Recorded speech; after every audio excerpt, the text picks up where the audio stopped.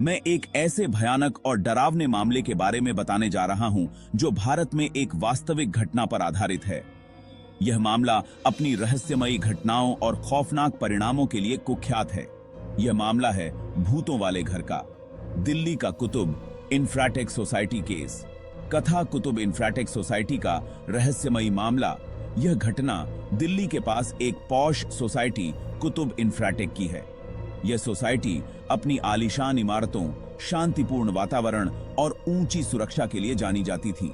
लेकिन 2010 के आसपास इस सोसाइटी के एक फ्लैट में जो हुआ, उसने हर किसी को चौंका दिया और इस सोसाइटी को भूतिया सोसाइटी के रूप में बदनाम कर दिया।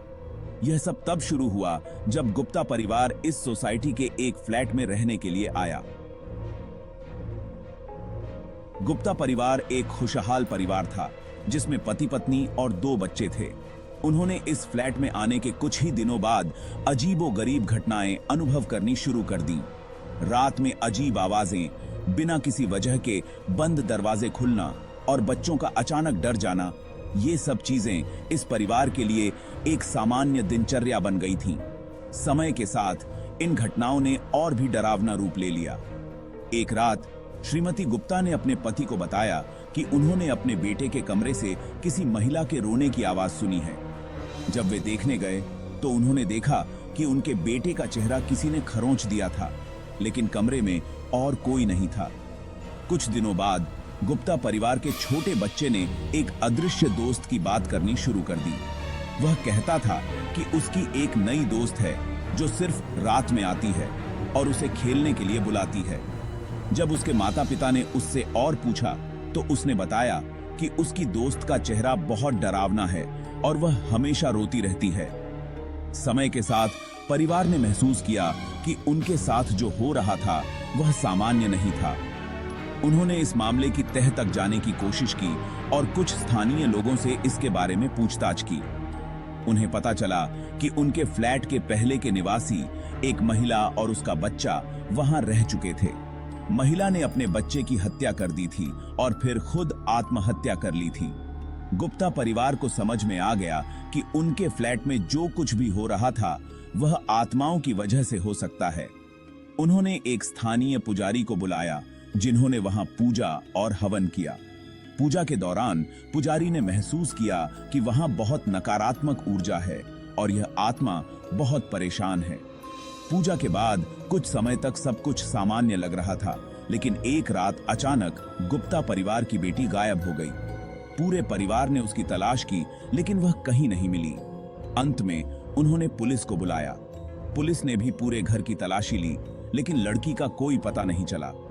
अगले दिन सुबह लड़की उसी कमरे में मिली जहां उसके भाई का चेहरा खरोंचा गया था। वह बेहोश थी और उसके शरीर पर कई खरोंचे और चोट के निशान थे। पुलिस ने इस मामले की जांच शुरू की, लेकिन कोई भी ठोस सबूत नहीं मिला। गुप्ता परिवार ने उस फ्लैट को छोड़ने का फैसला किया और वहां से चले गए। इस घटना के बाद सोसाइटी में और भी कई परिवारों ने अजीब घटनाओं की शिकायत की। धीरे धीरे यह सोसाइटी भूतिया सोसाइटी के नाम से जानी जाने लगी और लोग वहां रहने से डरने लगे। इस घटना ने पूरे इलाके में दहशत फैला दी। लोगों ने कुतुब इंफ्राटेक सोसाइटी को लेकर अलग अलग कहानियां गढ़नी शुरू कर दी। कुछ ने कहा कि वहां आत्माओं का वास है, जबकि कुछ का मानना था कि वहां काला जादू किया गया था। इस घटना के बाद इस सोसाइटी के कई फ्लैट खाली हो गए और लोगों ने वहां रहना बंद कर दिया। जैसे जैसे रातें बीतती गईं, डर का माहौल बढ़ता गया। हर कोई इस अजीबोगरीब घटना से सहमा हुआ था।